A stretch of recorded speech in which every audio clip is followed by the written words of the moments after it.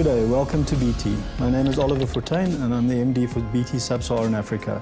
I'd like to welcome you to our Health and Safety yearly refresher training for BT employees, regular visitors and contractors on site. We take health and safety seriously. We have many collaboration technologies that we use to facilitate a safe working environment for our people. Sub-Saharan Africa, we have more than 700 sites. We really strive to live up to the best possible health and safety cultures on all of these sites. I want to use this opportunity to make you aware of the hazards and risks that we face on a daily basis. And as part of this refresher training, we will equip you with guidance to be safe in your working environment.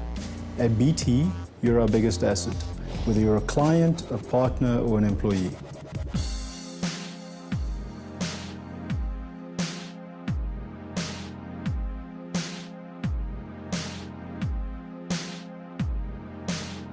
BT is one of the world's leading communications services companies, serving the needs of customers in more than 170 countries worldwide.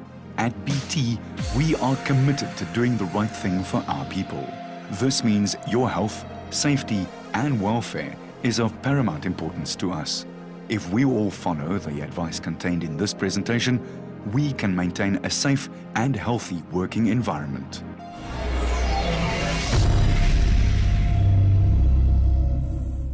In order to give practical expression to our commitment and to measure our progress, BT have the following aims. We aim to minimize office-related injuries, not only to our employees, but clients, visitors, and the general public as well. We strive to maintain a safety record that boasts zero harm to any individual who enters our offices. We aim to conserve environmental resources at all costs. Senior managers within each operation shall be held accountable for safety, occupational health, and environmental issues. They will be allocated adequate financial and human resources to ensure that these issues are dealt with in a manner that reflects their high corporate priority. We will identify, assess, and prioritize the hazards and risks associated with all our activities. We will prevent, minimize, and control priority risks through diligent planning, management, and workplace procedures. Where accidents or incidents do occur, we will take prompt corrective action, investigate the root causes, and take remedial action. We will set appropriate goals, objectives, targets, and performance indicators for all our operations, meet all applicable laws and regulations as a minimum.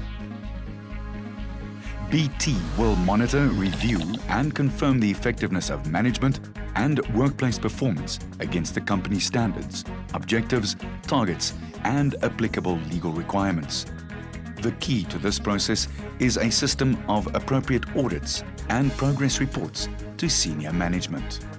We aim to promote and maintain open and constructive dialogue and good working relationships with all employees, clients, and others affected or interested parties to increase knowledge and enhance mutual understanding in matters of common concern. BT will foster creativity and innovation in the management and performance of our businesses and our approach to solving the challenges facing our enterprises. BT is committed to the health and safety of all personnel and assets on our premises. Without proper guidance and training, it's almost certain that when employees are faced with a sudden threat, they will follow their own natural inclination, which could result in chaos and panic. The effect of an uncontrolled emergency situation could be catastrophic and cause complete disruption of all production activities, damage to property, serious injury, or death.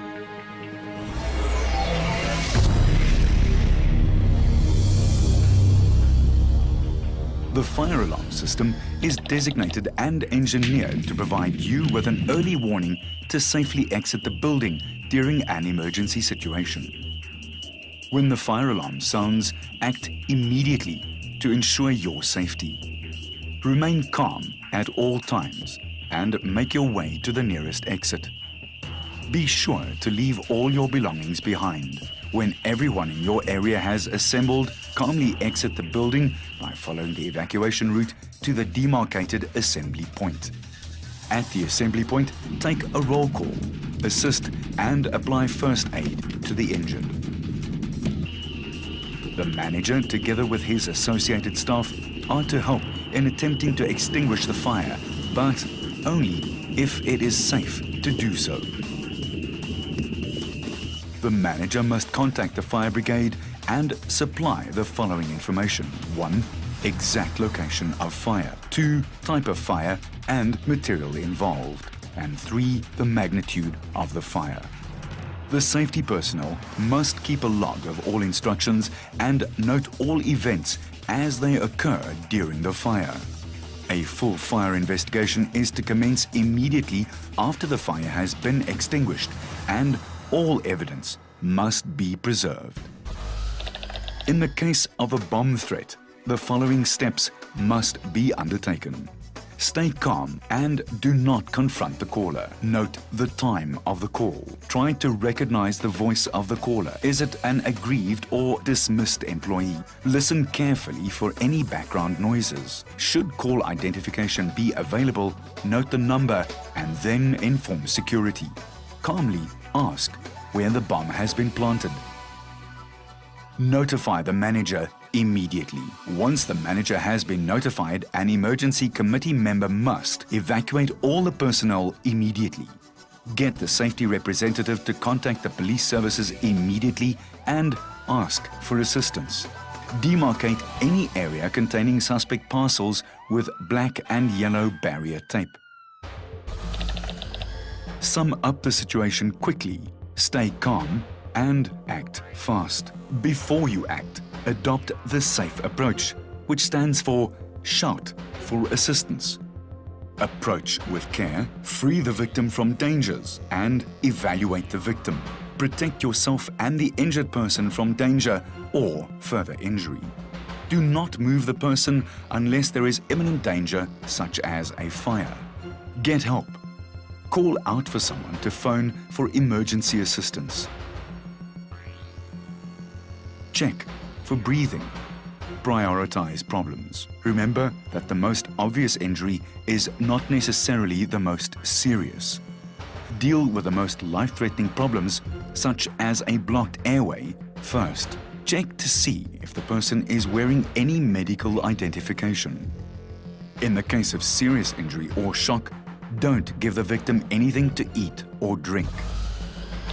When calling for an ambulance, it's very important for the caller to speak in a calm and clear manner. The speaker must state the following clearly: the site of the emergency, what happened to the victim, and the victim's condition, the number of the people injured, the age of the victim, any first aid currently being given to the victim, and finally, do not hang up until the operator tells you to do so.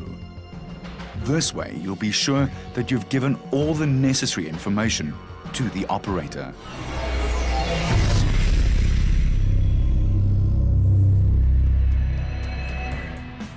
It's imperative that before driving any vehicle, drivers do the necessary inspections to ensure that the vehicle is roadworthy. Please ensure that the vehicle's brakes, brake lights, front and rear indicators, lights and windscreen wipers are all in good working condition, as these vital components could again be the difference between life and death.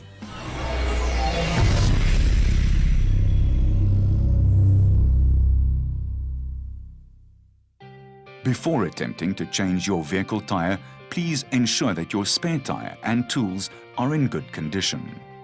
Turn on your vehicle's hazard lights so that you are visible to all other drivers.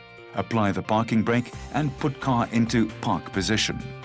If you have a standard transmission, put your vehicle in first or reverse gear. Take out the spare tire and the jack.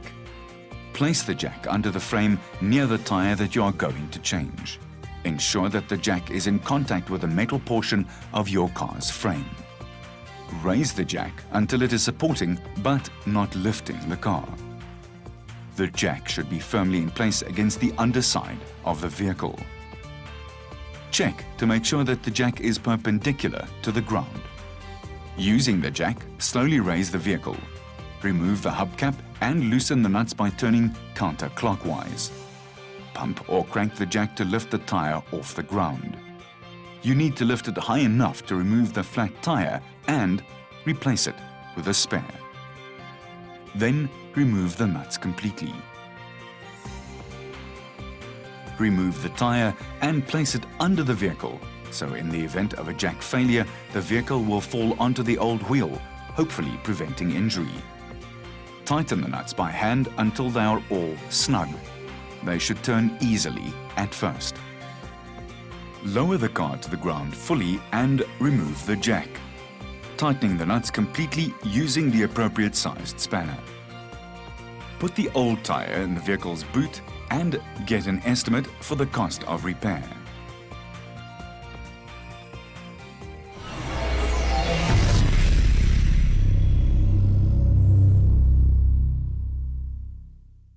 Any employee involved in a company vehicle accident must immediately report it to the safety department. The safety representative must notify the manager immediately and commence an investigation. Depending on the nature of the injuries, all injured personnel must be treated as per the site emergency procedure. A full investigation will be undertaken by the South African Police Services and relevant traffic services should the accident have occurred on a public road.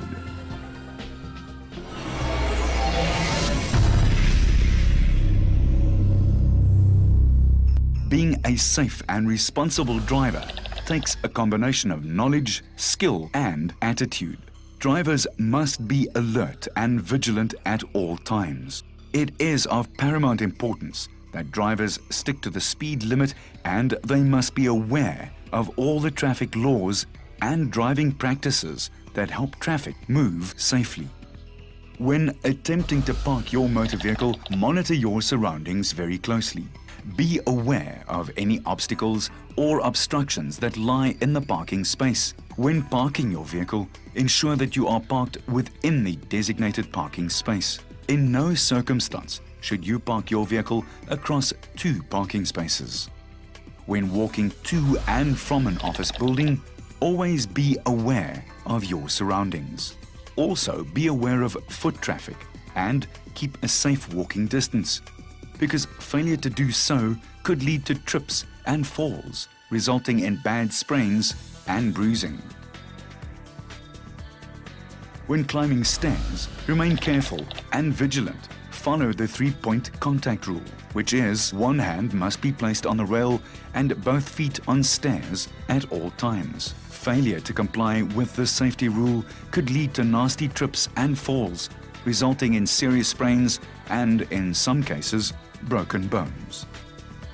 Elevators pose a great and serious risk to injury in the workplace. When entering an elevator, always keep your hands and body clear of the operating doors, as failure to do so could lead to serious injury. In the event of a power failure or an emergency while using an elevator, push the emergency button and speak to the operator. Remain calm and wait for help to arrive. The office kitchen area contains potentially dangerous hazards, so it is of paramount importance that you pay attention to what you are doing.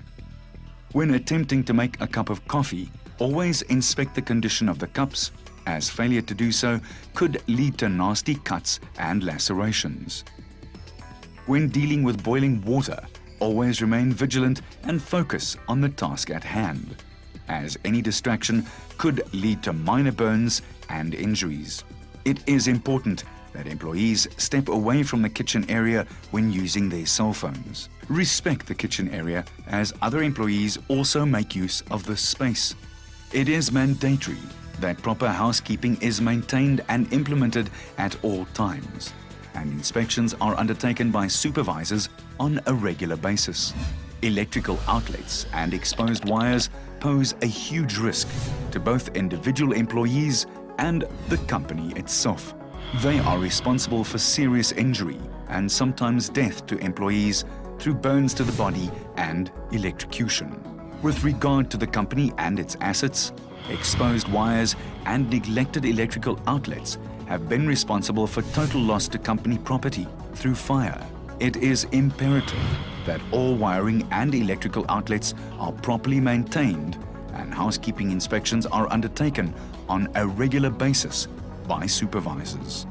When operating a PC, please ensure that you observe the following: your posture, the screen placement, and room lighting, as failure to neglect any of these three observations could lead to various degrees of strain in the back, neck, and eyes. When seated, plant your feet firmly onto the floor to help counterbalance the forces on your back. Ensure that your PC or laptop screen is placed correctly and that the distance between your eye and the screen is correct. Failure to do so could lead to painful eyes and headaches. Make use of any devices which help to improve posture, as these could prevent future injury. Take periodic breaks and get up out of your chair to exercise inactive muscles and increase blood circulation to your legs and feet. Please ensure that all desk drawers are closed after use, as open desk drawers are a potential hazard in the workplace. All employees are prohibited from smoking within the office building. Employees must not smoke near the main entrance or along the side of the office building, but should use the designated smoking areas provided. All cigarette butts must be extinguished and discarded into the ashtrays. In no circumstance should cigarettes be smoked near any flammable sources, such as paper or grass, as these could lead to fires. Lighters must be used safely, as incorrect use could lead to minor skin burns. Please ensure that toilets and basins are clean before use. Dirty toilets and basins carry various bacteria which could lead to illness. After using the above facilities, please make use of the sanitation wipes provided. Before using the lavatory, inspect that it is fully functional and not damaged. Broken toilet seats pose a danger to all employees. They cause nasty lacerations which have a greater chance of infection. It is very important that any unsafe and unhygienic conditions be reported immediately. All bathrooms should be checked at regular intervals. Lifting and moving boxes is a strenuous activity, which, if not performed correctly, could lead to both acute injury and serious chronic effects. Ensure that the correct form or posture and position is taken. Lift as follows. Ensure your feet are shoulder width apart. Lift close to your body. Bend your knees and keep your back straight. Tighten your stomach muscles. If you are straining, get help. Most importantly, lift with your legs, not your back. It is imperative that regular revisions of lifting techniques are undertaken by supervisors. Finally, ensure that all boxes and products are neatly stacked in storage and are not in any work areas. All contractors scheduled to undertake work at the BT offices must report to reception with all the required documentation. The contractor must have a copy of the OHS Act on request. All first-time contractors at the BT offices are required to undergo induction before beginning any work on the premises. The contractor shall make himself and his employees conversant with BT's emergency and evacuation procedures. After completing the induction process, it is mandatory for the contractors to complete the Contractor Access Control Form. Please ensure that all the necessary personal protective equipment is worn at all times on the BT premises, as failure to comply could lead to serious injury or the termination of the contract by BT.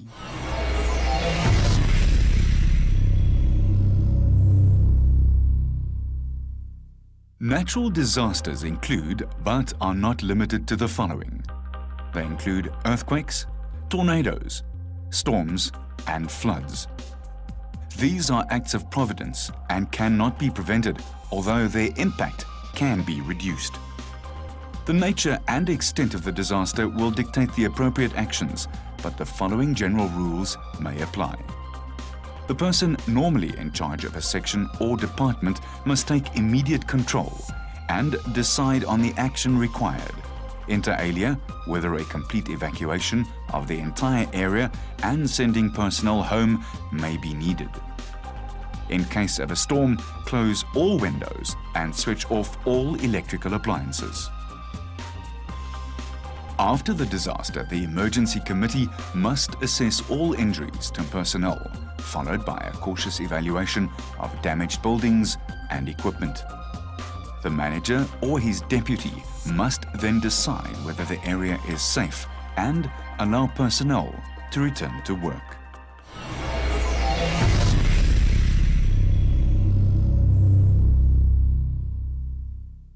Any confrontation exists, the manager must be notified immediately. The manager must attempt to contain the confrontation to the affected area and must obtain a list of the grievances or reasons for the labor unrest. The manager will have the full authority to communicate with any aggrieved persons, liaise with employee representatives or trade union, liaise with the Department of Manpower or Council for Conciliation, Mediation and Arbitration. The manager may at his discretion also inform the South African Police Services and ask them to monitor proceedings. The manager must then discuss the grievances and attempt to resolve the issues while the employees return to their working areas. If this cannot be achieved, all parties involved will be advised to follow the Labour Relations Act procedure in filing for dispute.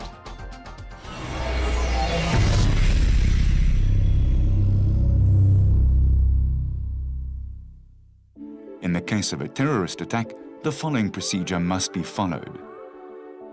The manager or his nominee must inform the South African Police Services immediately. If possible, the safety personnel must assist with the evacuation of personnel from the affected area and assist the injured. If an evacuation cannot be executed, it is paramount that all employees remain calm and take cover. All employees must cooperate and under no circumstance should they attempt an attack on any perpetrator. The South African Police Services will take charge of the situation on arrival. After an attack, the manager, in consultation with the South African Police Services, must decide if the production site is safe in order for personnel to return to work. Employees are the heart and soul of every business organization. Therefore, it is imperative that all information, procedures, and techniques presented in this video be carried out diligently. Remember, your health is important to us. Following these simple instructions and guidelines will help prevent serious injury or even death in the workplace. We all benefit from a safe working environment. So let's work together to make BT the safest working environment in the world.